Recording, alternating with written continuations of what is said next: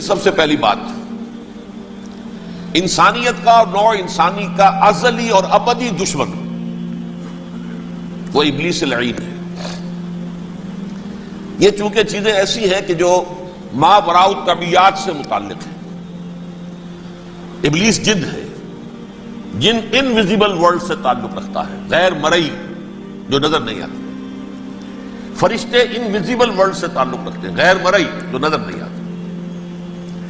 یہ ہم جو ہے اور یہ حیوانات دنیا میں جو ہے یہ مرئی ہے، ویزیبل ہے۔ آج کا عام ذہن جو انسان کا بن چکا ہے، سائنٹزم جسے کہا جاتا ہے، سائنسی نقطہ نظر، اس کا عام لوگوں پر بھی اثر یہ ہوا ہے کہ جو انویزیبل ورلڈ ہے اس کی باتوں کی طرف توجہ نہیں کرتے۔ ہاں عقیدہ تو ہے کہ ہے، جن بھی ہے، فرشتے بھی ہیں، لیکن کوئی ان کی اہمیت ہماری نگاہوں میں نہیں۔ ساری نگاہیں مرکوز ہے visible world, physical world. Meta physics کا تو مضمون بھی اب سمجھ رہے ہیں کہ ختم کر دینا چاہیے، یونیورسٹیز سے فلسفے کے ڈپارٹمنٹس ختم ہو رہے ہیں، کیا ضرورت ہے اس کی؟ اصل شے یہ دنیا ہے، یہ عالم ہے، یہ کائنات ہے، یہ مادہ ہے، یہ حیات انسانی، حیات دنیاوی ہے۔ اس پر میرا جو مارکت الارا مضمون تھا 1967 کے جون میں جو چھپا تھا، اسلام کی نشرت ثانیہ کرنے کا اصل کام، کہ جو عہد حاضر کی جو تہذیب ہے اس کے 3 بنیادی اصول کیا ہیں؟ خدا ہے یا نہیں ہے چھوڑو، اس بحث میں نہ پڑھو، کائنات تو ہے نا، مادہ تو ہے نا، روح کوئی شے ہے یا نہیں ہے کیا پتا، کسی نے دیکھی نہیں آج تک، لہذا اس کے بارے میں گفتگو کا فائدہ کیا، وقت کا سیاح۔ عالم آخرہ کوئی ہے یا نہیں ہے کیا پتا، کس نے آ کے بتایا مرنے کے بعد، لہذا اس بحث میں نہ پڑھو، یہ عالم دنیا تو ہے نا، اٹس ویری مچ پریزنٹ، لہذا ساری توجہ اس پر صرف کرو۔ تو خدا کے مقابلے میں کائنات پر توجہ، روح کے مقابلے میں مادے اور جسم پر توجہ، حیات اخروی کے مقابلے میں حیات دنیاوی پر توجہ۔ یہ ہے اصل میں کرکس آف دی میٹر، اس تہذیب جدید کا خلاصہ یہ۔ دیکھیے اللہ تعالیٰ نے جو مخلوقات پیدا کی ہیں ان میں ایک تقسیم تو ہو سکتی ہے ذی حیات اور بغیر حیات، جاندار چیزیں اور بے جان چیزیں۔ بے جان چیزیں بے شمار، یہ تمام فلکیات، یہ پوری کائنات، یہ زمین، یہ پہاڑ، یہ شجر و حجر، کیا؟ لیکن ایک ہے جاندار۔ ان جانداروں میں ایک تقسیم ہے، 2 کا تعلق غیر مرئی دنیا سے ہے، انویزیبل ورلڈ سے۔ فرشتے جو دکھائی نہیں دیتے، ان کی پیدائش ہوئی ہے نور سے۔ دوسرے جنات جو انسانوں سے پہلے پیدا کیے گئے، آدم سے پہلے، وَالْجَانَّ خَلَقْنَاهُ مِن قَبْلُ مِن نَارِ السَّمُومِ، جنات کو تو ہم بہت پہلے پیدا کر چکے تھے آگ کی لو سے، وہ بھی نظر نہیں آتے۔ تیسرے انسان اور اس دنیا میں جتنے بھی حیوانات ہیں،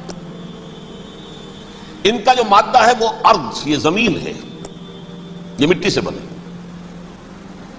تراب سے بنے، کرسٹ آف دی ارتھ سے بنے۔ اب ان میں ایک تقسیم ہے، ایک وہ ہے، ان تمام میں شعور تو ہے، حیوانات میں بھی شعور ہے، خود شعوری جسے کہتے ہیں سیلف کانشسنس، یہ صرف 3 میں ہے، فرشتہ، جن اور انسان۔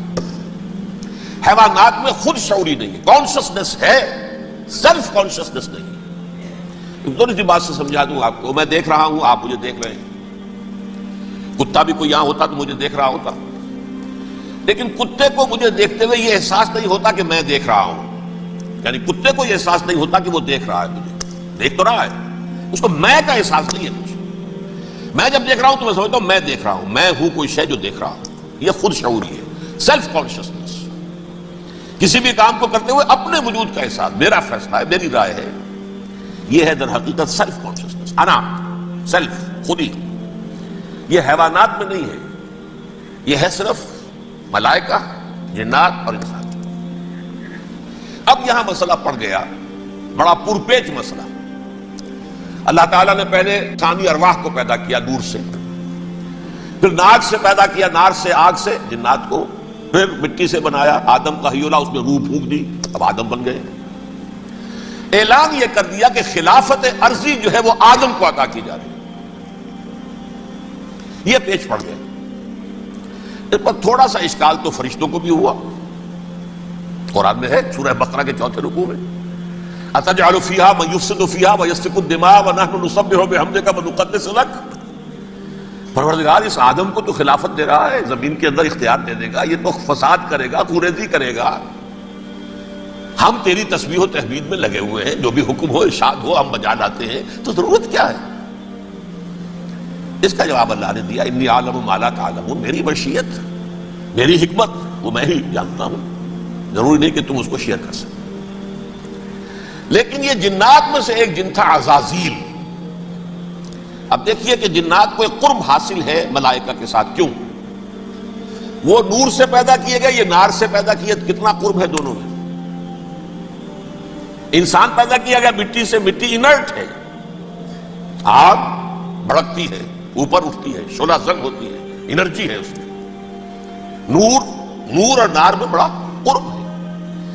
اور عربی کے ایک قاعدے سے تو یہ ایک ہی لفظ ہے، مادہ ایک ہی ہے، حروف علت جو ہے ایک دوسرے کی جگہ آ جاتی.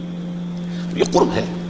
اگرچہ زمین و آسمان کا فرق ہے دونوں میں. فرشتہ نور سے پیدا کیا گیا ہے، وہ پاک ہے، وہ اللہ کے کسی حکم کی خلاف ورزی کر ہی نہیں سکتا. لا یعصون اللہ ما امرہم ویفعلون ما یؤمرون. وہ جو بھی اللہ تعالیٰ حکم دیتا ہے اس کی کوئی معصیت نافرمانی نہیں کرتے، بلکہ جو حکم لیا جاتا مان لیتے. ذرا سا اشکال ہوا تھا، پوچھ لیا، جواب مل گیا، خاموش ہو گئے بس. لیکن عزازیل نامی ایک جن تھا، جو ایک تو جن ہونے کی نسبت سے فرشتوں سے کچھ نہ کچھ مماثلت تھی، قرب تھا. دوسرے یہ علم میں، زہد میں، عبادت میں اتنا اونچا تھا، اتنا اونچا تھا، اتنا اونچا تھا کہ یہ ملائکہ ہی کے صف میں شامل ہو گیا. کس نے علم بغاوت بلند کر دیا؟ جب حکم دیا گیا کہ سجدہ کرو آدم کو. اب یہ دیکھیے کس قدر یہ اہم مضمون ہے. اور آپ سوچ رہے ہیں یہ باتیں آج پہلی مرتبہ ہمیں اس طرح سنائی جا رہی ہیں. یہ باتیں تو علم میں آتی نہیں ہمارے. وجہ کیا ہے؟ آپ کو دلچسپی نہیں ان چیزوں سے. جدید تہذیب نے ان چیزوں کی اہمیت کو زیرو کر دیا. قرآن میں اہمیت کا کیا عالم ہے؟ 7 جگہ یہ مضمون قرآن میں آیا ہے کہ فرشتوں کو ہم نے حکم دیا سجدہ کرو آدم کو، سب نے سجدہ کیا. فسجد الملائکۃ کلھم اجمعون، سارے کے سارے، کل کے کل، سب نے مل کر سجدہ کیا آدم کو. اللہ کے حکم سے فوراً تعمیل کر دی. الا ابلیس ابا واستکبر وکان من الکافرین. ابلیس نے نہیں کیا، انکار کیا، استکبار کیا، گھمنڈ کیا. اور اس کو سورہ کہف میں بیان کر دیا گیا. یہ اس لیے کہ وہ اصل میں جنات میں سے تھا، اگرچہ شامل تو تھا فرشتوں میں اس وقت. کانا من الجن ففسق عن امر ربہ، وہ اصل میں جنات میں سے تھا. اس وجہ سے وہ اپنے رب کے اس فیصلے کے خلاف کھڑا ہو گیا. سرکشی تھی اس میں. یہ معاملہ اتنا اہم ہے. اب آپ سمجھیے کہ 7 مرتبہ سورہ بقرہ، سورہ اعراف، سورہ حجر، سورہ بنی اسرائیل، سورہ کہف، سورہ طٰہٰ، سورہ صاد، 6 مکی صورتوں میں ذکر ہے یہ، اور ایک مدنی صورت سورہ بقرہ. ان میں سے اکثر مقامات پر پھر جب اللہ نے کہا کہ اچھا تم نے یہ سرکشی کی ہے اور ہمارے حکم کی خلاف ورزی کی ہے تو یہاں سے نکل جاؤ، دفع ہو جاؤ، تم مردود ہو، مردود ملعون. ان علیک لعنتی الی یوم الدین، اب تجھ پر لعنت رہے گی میری قیامت کے دن تک. اس نے کہا اچھا پروردگار پھر مجھے ذرا مہلت دے دے. رب فانظرنی الی یوم یبعثون، قیامت تک میری زندگی طویل کر دے. فذهب فإنك من المنظرین، کہہ دیا اچھا جاؤ، تمہاری یہ درخواست بھی ہم نے قبول کی. انہوں نے کہا پروردگار اب میں اس آدم کو بھی گمراہ کر کے چھوڑوں گا اور آدم کی نسل کو تباہ کر کے چھوڑوں گا. انتہائی شدید چیلنج کے انداز میں یہ قرآن مجید میں 4-5 مرتبہ مضمون آیا ہے. میں نے صرف 2 جگہ سے آپ کو اس وقت کوٹ کر کے سنایا تھا. سورہ اعراف میں اللہ تعالیٰ فرماتے ہیں قالا، اس پر ابلیس نے کہا فبما اغویتنی، تو اے رب جو تو نے مجھے گمراہ کیا ہے، مجھے دلیل کر دیا، مجھ پر فوقیت دے دی اس کو. انا خیر منہ، میں اس سے بہتر ہوں. خلقتنی من نار وخلقتہ من طین، بنایا تو نے مجھے آگ سے اور اس کو بنایا مٹی سے. پھر مجھ سے مطالبہ کہ میں سجدہ کروں، اور میں نے سجدہ نہیں کیا تو تو نے مجھے ملعون قرار دے دیا.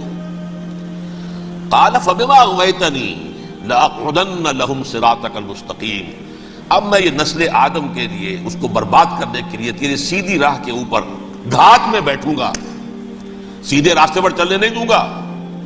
ثم لآتینہم من بین ایدیہم، پھر میں ان پر حملہ آور ہوں گا، ان کے سامنے سے بھی، ومن خلفہم، ان کے پیچھے سے بھی، وعن ایمانہم، ان کے داہنی جانب سے بھی، وعن شمائلہم، ان کے بائیں جانب سے بھی، ولا تجد اکثرہم شاکرین، اور تو دیکھے گا کہ ان کی اکثریت تیری شکر گزار بندوں پر مشتمل نہیں ہوگی۔ یہ چیلنج تھا، اور ایک چھوٹا سا چیلنج جو سورہ صاد میں آیا ہے، اور یہاں تو اس نے اللہ کے جلال کی قسم کھا کر کہا، قال فبعزتک لأغوینہم اجمعین، اے رب تیری عزت، تیرے جلال کی قسم ہے میں ان سب کو گمراہ کر کے چھوڑوں گا، الا عبادک منہم المخلصین، سوائے ان میں سے وہ کچھ لوگ جنہیں تو خالص اپنا بندہ بنا لے، جنہیں تو اپنا بندہ بنا لے۔ مخلص، مخلص نہیں، مخلص یہ مفعول ہے، فاعل نہیں ہے، جسے تو بنا لے۔ بعض لوگوں کو اللہ چن لیتا ہے، هو اجتباکم، تمہیں چن لیا ہے، استفاء، اجتباء، وہ بچیں گے جن کو تو اپنی خاص امان میں لے لے گا، باقی میں سب کو گمراہ کر کے چھوڑوں۔ یہ ہے اصل دنیا میں نوع انسانی کا ابدی دشمن، ازلی سے ابدی تک۔ اور اس میں نوٹ کیجئے کہ اس کی اصل بنیاد کیا ہوئی؟ دو لفظ، تکبر اور حسد۔ استکبرا، تکبر کیا، انا خیر منہ، میں اس سے بہتر ہوں۔ یہ ساری بس کی گانٹھ یہی ہے، سب سے بڑی گمراہی کی وجہ یہی ہے۔ اسی لیے کہا ہے حدیث میں، لن يدخل الجنہ من کان فی قلبہ مثقال حبۃ من کبر، جنت میں ہرگز وہ شخص کبھی بھی داخل نہیں ہو سکے گا جس کے دل میں رائے کے دانے کے برابر بھی کبر ہے۔ تکبر سب سے بڑا جرم ہے۔ الکبر ردائی، اللہ فرماتا ہے یہ تکبر، یہ تو میری چادر ہے۔ کوئی شخص تکبر کرتا ہے تو گویا میری چادر گھسیٹ رہا ہے میرے کندھے سے۔ عرب میں کسی شخص کی توہین کرنی ہوتی تھی تو اس کی چادر گھسیٹتے تھے، ننگا کر دیا گویا کہ یہ میری ردائی ہے، الکبر ردائی، یہ میری چادر ہے، یہ جامہ مجھے زیب دیتا ہے، مجھ پر راستہ تھا۔ اور حسد، آدم کو جو برتری عطا ہو گئی، اس حسد کی آگ میں وہ جل رہا ہے اور اس کا انتقام لینا چاہتا ہے۔ آدم سے بھی، آدم کو بھی گمراہ کیا، جنت سے نکلوایا، ویسے نکلنا تو انہیں تھا ہی مشیت اذنی میں، لیکن فوری طور پر اللہ کے حکم کی خلاف ورزی تو کروائی نا۔ فعصى آدم ربہ فغوى، آدم نے اپنے رب کے حکم کی نافرمانی کی اور گمراہ ہوا عارضی طور پر۔ یہ دوسری بات ہے، توبہ کر لی، اللہ نے توبہ قبول فرما لی، معاف کر دیا۔ وہ مستقل جو ہے وہ نسل انسانی پر اس گناہ کا اثر متوارث طور پر نہیں آ رہا ہے، ختم ہو چکا معاملہ، ہوا تھا، ہو گیا۔ فتلقى آدم من ربہ کلمات فتاب علیہ انہ هو التواب الرحیم۔ اور توبہ کی شان یہ ہے جب وہ قبول ہو جائے اللہ کی جناب میں، کہ التائب من الذنب کمن لا ذنب لہ، گناہ سے توبہ کرنے والا ایسے ہوتا ہے جیسے اس نے کبھی گناہ کیا ہی نہیں تھا۔ لیکن بہرحال وہ گمراہ کرنے میں کامیاب ہو گیا، حضرت آدم اور حوا کو بھی، اور نوع انسانی کی عظیم اکثریت، عظیم اکثریت، عظیم اکثریت اس کے داؤ میں آئی ہوئی ہے نہیں۔ کتنے ہیں وہ عباد اللہ المخلصین، الا عبادک منہم المخلصین، کتنے ہیں جو واقعتاً خالصتاً اللہ کے بندے بن گئے، جنہیں اللہ نے اپنا بنا لیا، اپنا قرار دے دیا۔